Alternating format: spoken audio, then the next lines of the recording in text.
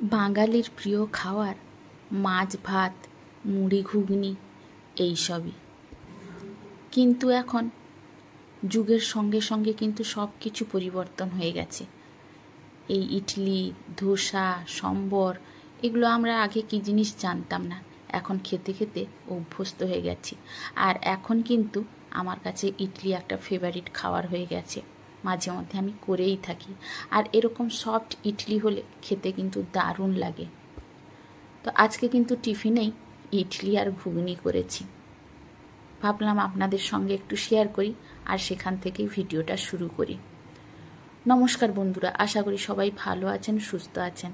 আমিও ভালো আছি। আমি সুস্মিতা নতুন আবার একটা ভিডিওতে আপনাদেরকে স্বাগত জানিয়ে আর সঙ্গে নিয়ে আজকের ভিডিওটা শুরু করলাম। আর এই যে দেখুন, ইডলি আর ঘুগনি আমার বাড়িতে প্রত্যেকেই খেতে ভালোবাসে। ছোটোবেলায় আমরা ইডলি, ঘুগনি বা ধোসা এগুলো কী জিনিস জানতাম না, কিন্তু এখন সব কিছুই সব জায়গায় পাওয়া যায়, তাই না বন্ধুরা? তো তাই আমিও মাঝে মাঝে কিন্তু ইডলি বানাই, মানে আমাকেও খেতে বেশ ভালোই লাগে। তবে যেহেতু আমার শ্বশুরবাড়ি ভুবনেশ্বরে, ওখানে গিয়েই কিন্তু আমি খাওয়াটা শিখেছি, কারণ আমাদের এখানে তখন কিন্তু ইডলি, ধোসা এগুলো পাওয়া যেত না। তো যাই হোক, সেখানে খেতে খেতে আমার কিন্তু অভ্যেস হয়ে গেছে, আর এখন কিন্তু খেতে বেশ ভালোই লাগে। আর এইভাবে সফট ইডলি করলে খেতে তো অসাধারণ লাগে। তবে হ্যাঁ, ওই ইডলির সঙ্গে সম্বর দিয়ে খেতে কিন্তু অনেকেই ভালোবাসে, তবে সেটা অনেক সময় করে উঠতে পারি না। ঘুগনি হলে কিন্তু তাড়াতাড়ি হয়ে যায়। তো যাই হোক, আজকে কিন্তু ঘুগনিই করেছি। আর দোকানের বাচ্চাগুলোকে আর কর্তামশাইকে দিয়ে এসেছি, মেয়েকেও দিয়ে দিচ্ছি। এখন এই যে আমি কিন্তু একটু আরাম করে বসে খাচ্ছি। তবে হ্যাঁ, আমি ইডলি আর ঘুগনিটা করতে করতে সবজিও কিন্তু কুটে নিয়েছি। আর এই যে কুটে নিয়েছি বলতে, মাছের তরকারি হবে, একটু শাক ভাজা হবে, আর হবে লাউ ছেঁচকি যাকে বলে, মানে আমরাই বলি লাউ ছেঁচকি। তো লাউ চিংড়ি মাছ দিয়ে করব একটু। তো ইডলিটা বসিয়ে দিয়ে আমি কিন্তু কুটে নিয়েছিলাম সব রকমের সবজি, তো সেটা আর শেয়ার করিনি আপনাদের সঙ্গে। তো চলে এলাম সোজা কিন্তু রান্না করতে। প্রথমেই কলমি শাকের ভাজাটা করে নিব, আর সেটা তো সবাই জানেন যে পেঁয়াজ রসুন দিয়ে, শুকনো লঙ্কা দিয়েই হয়। তো সেটা করব। আর এই দিকে দেখুন, আমি কিন্তু গ্যাস খরচা বাঁচাতে, সময় অপচয় কম করতে কিন্তু সব সময় চেষ্টা করি। তো তার জন্য চটজলদি কীভাবে সব কিছু করতে পারবো সেই চেষ্টাটাই কিন্তু সব সময় করি। আজকেও সেই এই যে চাল কুমড়োর তরকারিটা আমি কিন্তু প্রেসার কুকারে করছি। এতে করলে স্বাদ যে খুব একটা খারাপ হয় তা না, তাড়াতাড়ি হয়েও যায়, আবার গ্যাস খরচাও বেঁচে যায়। তো আমার মনে হয় প্রত্যেক গৃহিণীরাই এইভাবে করে, কারণ আমরা প্রত্যেকেই সংসার খরচা একটু বাঁচিয়ে চলার চেষ্টা করি, মধ্যবিত্ত পরিবারে যারা গৃহিণী, তাই না? তো আমি অন্তত প্রায় এইভাবেই করি। প্রেসার কুকার আমার হচ্ছে এটা লাকি প্রেসার কুকার আমি বলে থাকি, কারণ এই প্রেসার কুকারে আমি অনেক কিছু বানাই, মানে খুব তাড়াতাড়ি হয়েও যায়। আর প্রেসার কুকারটা একদমই ছোট, তো 4-5 জনের রান্না কিন্তু অনায়াসেই এতে সব কিছু হয়ে যায়। তো যাই হোক, ওই দিকে দেখুন আমি কিন্তু চা বসিয়েছি, কারণ কর্তামশাই সকাল থেকে দুবার চা খাওয়া হয়ে গেছে, আরও একবার চা খাবে। না করে দিলে কিন্তু মুখ ভার হয়ে যায়। আসলে দোকানে কাজ করতে থাকে, তো ওই জন্য অনেক সময় মানে পরিশ্রম হলে বা ইচ্ছে হলে কিন্তু আমাকে ফোন করে নিচ থেকে বলে দিবে যে একটু চা করে পাঠাও। তো সেই জন্য আবার একটু চা বসেছি। তো আমাকে কিন্তু রান্নার ফাঁকে ফাঁকে এইভাবেই কিন্তু করতে হয়, মানে সবার মন জয় করতে হয়। বাচ্চারাও কি খাবে দেখতে হয়, আবার স্বামী কি খাবে দেখতে হয়, আর নিজের কথাও একটু মাঝে মাঝে ভাবতে হয়, তাই না? তো এই যে চাটা গড়িয়ে নিয়েছি, আর ওইদিকে কিন্তু আমি চিংড়ি মাছের চাল কুমড়ো যে দিয়ে করব ওটা কিন্তু প্রেসারে বসিয়ে দিলাম।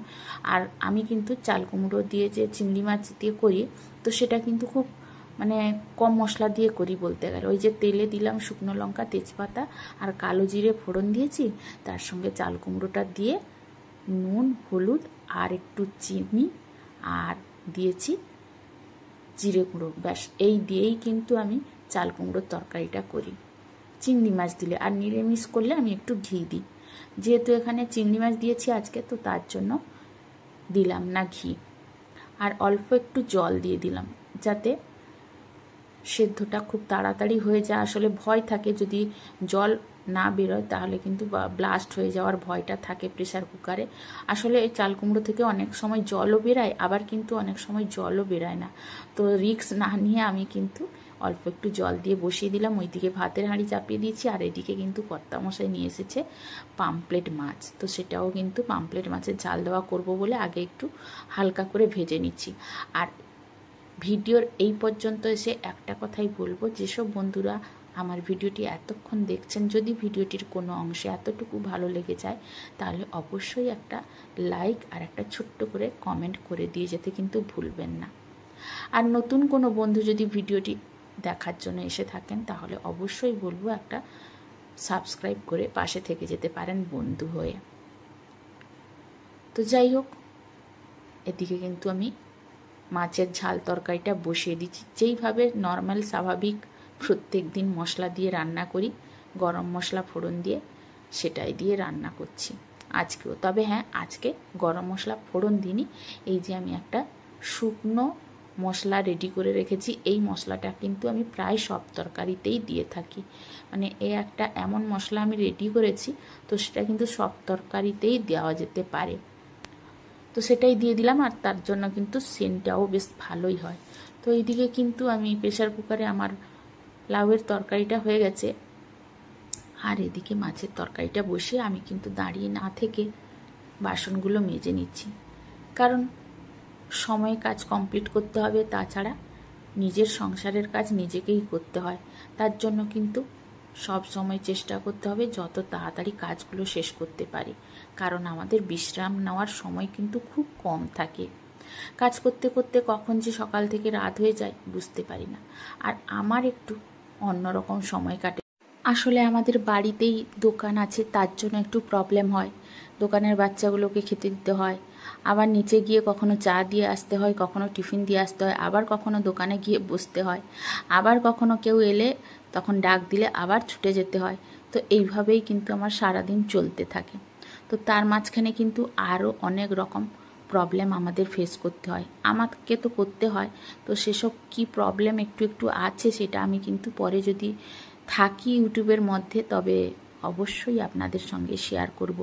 আসলে সব জিনিস তো আর শেয়ার করা সব সময় যায় না, সেটা কিন্তু সময় বিশেষে আপনাদের সঙ্গে শেয়ার করতে হয়।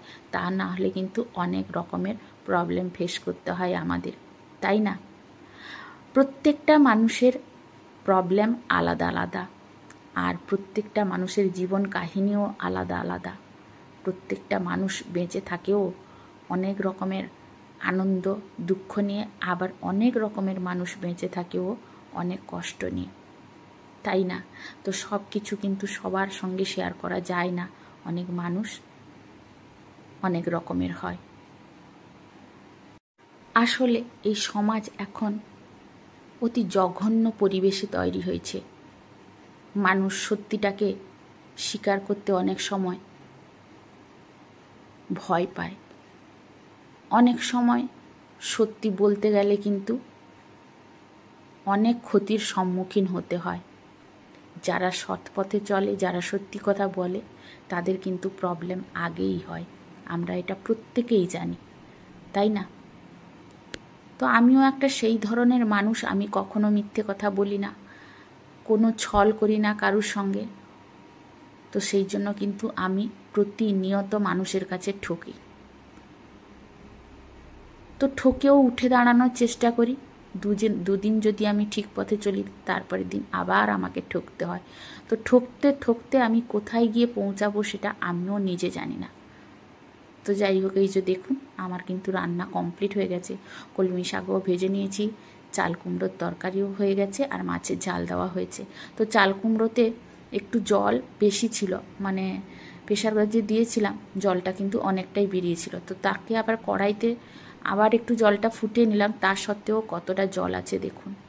তো এদিকে কিন্তু আমাদের গৃহিণীদের একটা কাজ নিয়ে বসে থাকলে হয় না। আমি এখানে রান্না করার সময় কিন্তু গ্রোসারি বাজার কি হবে সেটাও কিন্তু বসে বসে স্লিপ করে নিয়েছি। কারণ রান্নাঘরে রান্না করতে করতেই মনে পড়ে এইটা নেই ওইটা নেই, তখন কিন্তু আমি লিখে নিই, তা না হলে কিন্তু আমি পরে গিয়ে ভুলে যাই। তো সেই জন্য আমি চেষ্টা করি ওই রান্নাঘরে বসেই রান্না করতে করতে, কাজ করতে করতে যেটা যখন মনে পড়ে তখন কিন্তু আমি স্লিপ করে নিই। তো তারপরে এই যে দেখুন আমার রান্না কিন্তু কমপ্লিট হয়ে গেছে, আর কয়েকটা ডাব্বা আমি ধুয়ে মুছে রেখেছিলাম, তো সেটা কিন্তু এখন গোডাউনে তুলে দিলাম, কারণ ওই পাল্লার মধ্যে রেখে দিই আমি পরিষ্কার করে, আবার যখন দরকার হয় তখন নামিয়ে এনে আবার ওর মধ্যে জিনিস রাখি। তো রাত্রের জন্য আমি একটু সব রকম সবজি দিয়ে এই যে একটা তরকারি করে নিলাম, 5 মিশালির তরকারি যাকে বলে। তবে আমি এখানে শুকনো লঙ্কা, একটু রসুন আর সরষা ফোড়ন দিয়ে কিন্তু তরকারিটা করলাম। তো তারপরে চলে এলাম সোজা একেবারে ঘরের ভিতরে একটা ফেলে দেওয়া কার্টুন দিয়ে ডাস্টবিন তৈরি করে নিচ্ছি। আসলে আমাদের প্রতিটা রুমে একটা করে ডাস্টবিন আছে, কারণ ছেলে বলুন মেয়ে বলুন কর্তামশাই বলুন প্রত্যেক দিনই ঘর নোংরা করতে থাকে, আর আমি প্রত্যেক দিন পরিষ্কার করতে থাকি। তো এই জন্য ডাস্টবিন কিন্তু আমি প্রত্যেক ঘরেই রেখেছি। আর এই যে চাল রাস্তায় যাওয়ার জন্য একটা ছিল না, সেইটার জন্য কিন্তু এটা রেডি করে নিচ্ছি। আর ভাবলাম যে বেকার পয়সা দিয়ে না কিনে কার্টুনটা পড়ে আছে, এইটাকে রেডি করে দিই। আর এই যে কয়েকদিন আগে অনলাইন থেকে কিনেছিলাম এই পেপারগুলো, তো সেটা দিয়েই কিন্তু করে নিচ্ছি। বেশ সুন্দর করে করে নিলে বোঝাই যাবে না এটা ফেলে দেওয়া একটা জিনিস দিয়ে করছি। তো যাই হোক, বসে বসে ভাবলাম এটা করেই নিই, কারণ সময় পাচ্ছিলাম না একদম। আজকে ভাবলাম না, আজকে রেডিই করে নিই। তো তার সঙ্গে সঙ্গে কিন্তু আজকের ভিডিওটাও এখানেই শেষ করব বন্ধুরা। আর যেসব বন্ধুরা আমাকে প্রত্যেক দিন এত সুন্দর সুন্দর কমেন্ট করেন, তাদেরকে জানাই অসংখ্য অসংখ্য ধন্যবাদ। আশা করি আপনারা প্রত্যেকেই আমার পাশে থাকবেন, সাথে থাকবেন, এইভাবে আমাকে সাপোর্ট করবেন। আপনাদের সাপোর্ট ছাড়া আমি কিন্তু একটুও সামনের দিকে এগিয়ে যেতে পারবো না। তবে হ্যাঁ, আমিও আপনাদের কথা দিচ্ছি, আমিও আপনাদের পাশে থাকবো। হয়তো সব সময় সময় দিতে পারি না, তবে যখন সময় পাই তখন কিন্তু অবশ্যই আপনার পাশে চলে যাই। তো আজকের মতো বিদায় নিচ্ছি। সবাই ভালো থাকুন, সুস্থ থাকুন, নিজেদের প্রতি যত্ন নিন। আজকের মতো টাটা।